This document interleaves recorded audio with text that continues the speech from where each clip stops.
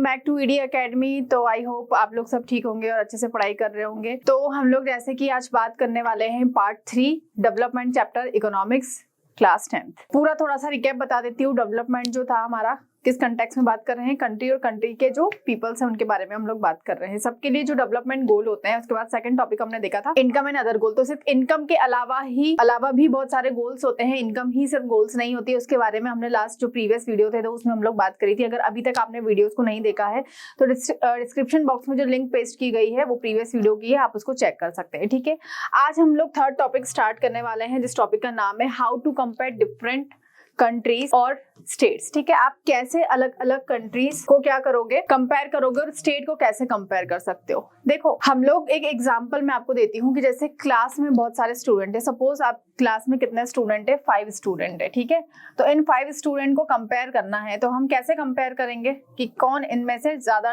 Developed है या कौन प्रोग्रेस कर रहा है। या फिर अगर हम बात करें कि जैसे स्टार्टिंग में जैसे जब सेशन स्टार्ट हुआ था तब कौन बच्चा कितनी प्रोग्रेस पे था और इन 4 मंथ्स या एक हम कोई भी टाइम पीरियड ले लेते हैं उन मंथ्स में बच्चे की कितनी प्रोग्रेस हुई। ठीक है, तो जरा दिमाग लगाओ और बताओ कि आप लोग कैसे क्या क्या ऐसे चीजें होगी जिससे आप लोग पता लगा सकते हो प्रोग्रेस रिपोर्ट की। ठीक है, जैसे हम लोग देखते हैं तो हमारे पास जैसे सब्जेक्ट होते हैं ना, क्लास 10th में एसएसटी होता है, मैथ्स होता है, बायोलॉजी होता है। ठीक है, तो इन ये क्या है, हमारे पास हमको एट्रीब्यूट्स या वो दे रखे हैं। एसएसटी में कितने मार्क्स है, बायो में कैसा स्टूडेंट है, मैथ्स में वो कितनी अच्छी मैथ्स कर पाता है, केमिस्ट्री है आपका, फिजिक्स है। ठीक है, तो ये 4-5 सब्जेक्ट आप दे रखे हैं। जिस इन सब्जेक्ट्स में जो बच्चा अच्छे से परफॉर्म करता है हम उसी को क्या मानते हैं कि वो अच्छा है, मतलब पढ़ाई में अच्छा है। ठीक है, लेकिन इसके अलावा भी बहुत सारी चीजें होती हैं। कुछ बच्चे स्टूडेंट्स ऐसे होते हैं कि जो थोड़े से इंट्रोवर्ट होते हैं, एक्सट्रोवर्ट नहीं होते। कुछ ऐसे होते हैं कि जो एवरेज पढ़ते हैं लेकिन एक्सट्रोवर्ट होते हैं, वो हर चीज में पार्टिसिपेट करते हैं। अगर कुछ भी एक्टिविटी होती है आपके स्कूल में, गेमिंग होती है, ठीक है, और अदर सिंगिंग है, डांसिंग है, या जो भी अलग अलग एक्टिविटी होती है तो उसमें भी पार्टिसिपेट करते हैं। तो ऐसा ही नहीं होता कि सिर्फ हम लोग ये मार्क्स को देख के बेसिस पे ही हम लोग क्या कर सकते हैं, जजमेंट दे सकते हैं कि नहीं स्टूडेंट अच्छा है। हो सकता है किसी को कोई एक उसका स्पेशलाइजेशन हो, कोई बैडमिंटन खेलता हो, कोई डांसिंग करता हो, कोई सिंगिंग करता हो। ठीक है, लेकिन वो मार्क्स कैसे लेके आता हो, एवरेज लेके आता हो। ऐसे आप क्या करोगे, कंपैरिजन करोगे।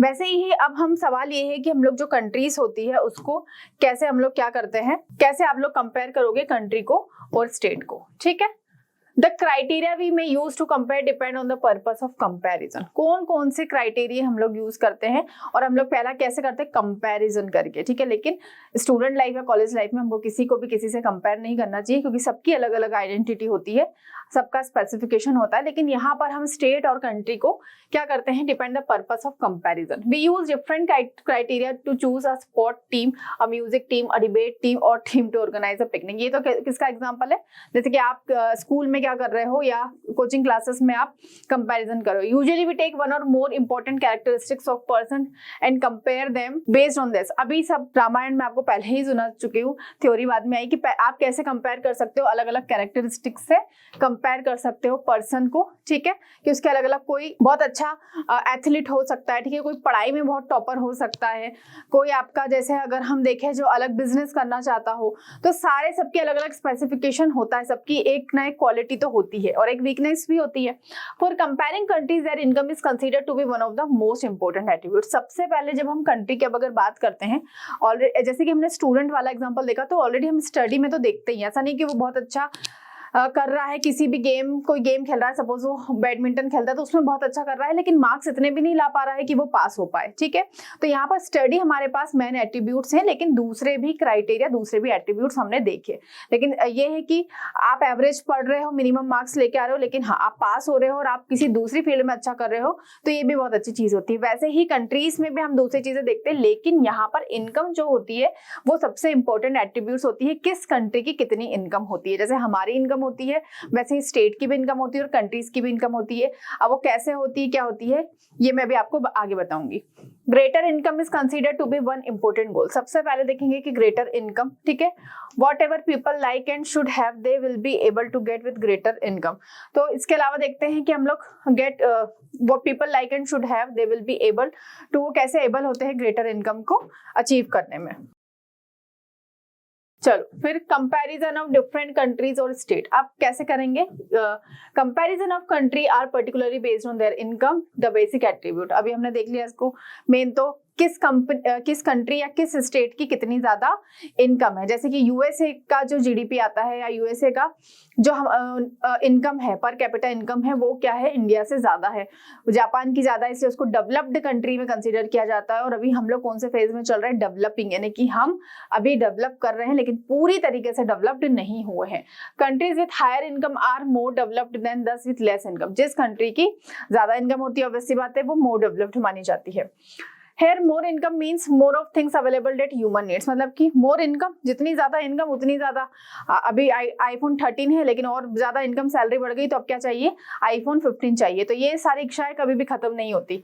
For comparison between countries total income is not such a useful measure. ठीक है, जब हम कंपैरिजन करते हैं, अब देखो वही बात आ गई कि इनकम तो है इंपॉर्टेंट, लेकिन इसके अलावा भी यूजफुल और भी चीजें हैं जो इंपॉर्टेंट होती है। अभी बात करेंगे, since countries have different population, comparing total income will not tell us what an average person is likely to earn.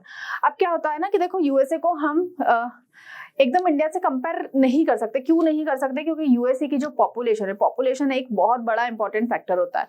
तो पॉपुलेशन क्या है, बहुत बड़ा फैक्टर है। अब यूएसए की पॉपुलेशन ही बहुत कम है। ठीक है, बेल्जियम इतना बड़ा कंट्री है कि हमारे हरियाणा स्टेट बराबर। अब हम तो कितने ज्यादा है, कंट्री में भी बहुत ज्यादा है और एरिया वाइज भी हम लोग ज्यादा हैं, तो उसको मैनेज करना थोड़ा क्या हो जाता है, मुश्किल हो जाता है। जैसे घर में 50 मेहमान है और किसी घर में सिर्फ 50 सदस्य मान लीजिए, मेंबर्स मान लीजिए, तो भले ही 10 लोग भी कमाएंगे, ज्यादा लोग भी कमाएंगे, तो भी पूरी तरीके से भरपाई नहीं हो पाएगी जितना कि किसी फैमिली में अगर कम मेंबर होते हैं। वैसे ही हाल कंट्रीज का है, तो इसीलिए हम इस बेसिस के अलावा, इनकम के अलावा भी दूसरी हम लोग चीजें को कंसीडर करेंगे। In world development report broked out the world bank, this criteria is used country with per capita income 4,53,000 per annual and above in 2004 are called the rich countries। 2004 का ये डेटा दिया गया है। ठीक है, इसमें 4,53,000 पर एनम, साल की जिसकी, सालाना पर एनम साल की जिसकी क्या है इनकम है, उसको क्या माना जाता है, रिच कंट्री माना जाता है। ठीक है, ये 2004 का है, अभी की बात नहीं हो रही। 10 with per capita income of ₹37,000 और less are called low income country. जिनकी भी क्या होती है, 37,000 से कम इनकम होती है, उनको क्या कंसीडर किया जाता है, लो इनकम कंट्रीज कंसीडर किया जाता है। ये पर्सन की, कि जिस कंट्री में कोई 37,000 रुपए मात्र कमा रहा है पूरे साल के, वो क्या होगा, वो कंट्री गरीब होगा, मतलब वो पर्सन भी पुअर होगा। India comes under low income countries because its per capita income was just ₹28,000 per annum. 2004 में, खैर अभी तो बहुत ज्यादा टाइम हो गया, अब तो हम लोग बहुत अच्छा डेवलप कर रहे हैं, आई होप, और बहुत अच्छा हम लोग डेवलप करेंगे। तो 28,000 मात्र थी 2004 में, तो हम लोग लो इनकम क्राइटेरिया में क्या होते थे, कंसीडर किए जाते थे। The rich countries are generally called the develop country. जो रिच कंट्रीज होती हैं वो कौन सी कंट्रीज होती है, डेवलप कंट्रीज होती है। कमेंट सेक्शन में बता दो मुझे, ऐसी 10 कंट्रीज के नाम लिख के बता दो जो डेवलप्ड कंट्रीज है। ठीक है, 2 के तो मैंने अभी आपको नाम बता दिए। तो हम लोग ने देखा कंपेरिजन कैसे करोगे आप। तो अभी हमने सिर्फ इतना देखा है कि जो इनकम होती है वो बहुत बड़ा इंपॉर्टेंट फैक्टर होता है, एट्रीब्यूट्स होता है, लेकिन इसके अलावा भी बहुत कुछ बचा है इस चैप्टर में जिसके बारे में हम बात करेंगे और जो आपको काफी इंटरेस्टिंग लगने वाला है। तो वीडियो को मिस मत करना, वीडियो को शेयर जरूर कर दीजिए। मुझे लगता है कि अभी थोड़ी सी शेयरिंग में कमी हो रही है, तो शेयर कीजिए, लाइक कीजिए, सारे जितने भी क्लासमेट है, स्टूडेंट है, रिश्तेदार है, सबको भेज दीजिए। ठीक है, तो मिलते हैं नेक्स्ट वीडियो में, बने रहिए ईडी एकेडमी के साथ। Thank you for watching.